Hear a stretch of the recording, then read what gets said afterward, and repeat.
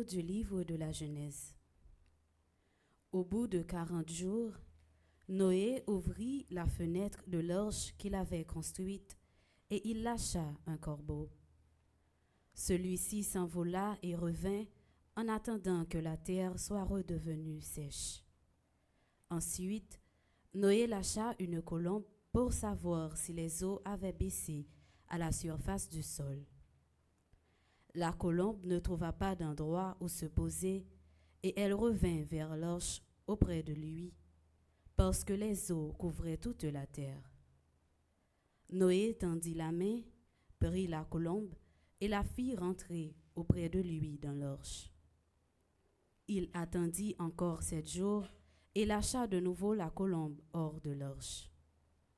Sur le soir, la colombe revint, et dans son bec, il y avait un rameau d'olivier tout frais. Noé sut ainsi que les eaux avaient baissé à la surface de la terre. Il attendit encore 7 autres jours et lâcha la colombe qui ne revint plus. C'est en l'an 601 de la vie de Noé, au 1er mois, le 1er du mois, que la terre redevint sèche. Noé enleva le toit de l'arche et regarda. La surface de la terre était sèche. Noé dressa un autel au Seigneur. Il prit, parmi tous les animaux purs et tous les oiseaux purs, des victimes qu'il offrit en holocauste sur l'autel. Le Seigneur respira l'agréable odeur et il se dit en lui-même: Je ne maudirai plus jamais le sol à cause de l'homme.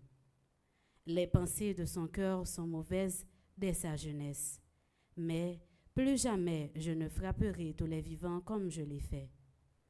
Tant que la terre durera, semailles et moissons, froidure et chaleur, été et hiver, jour et nuit ne cesseront jamais. Parole du Seigneur. Nous rendons grâce à Dieu. Je viens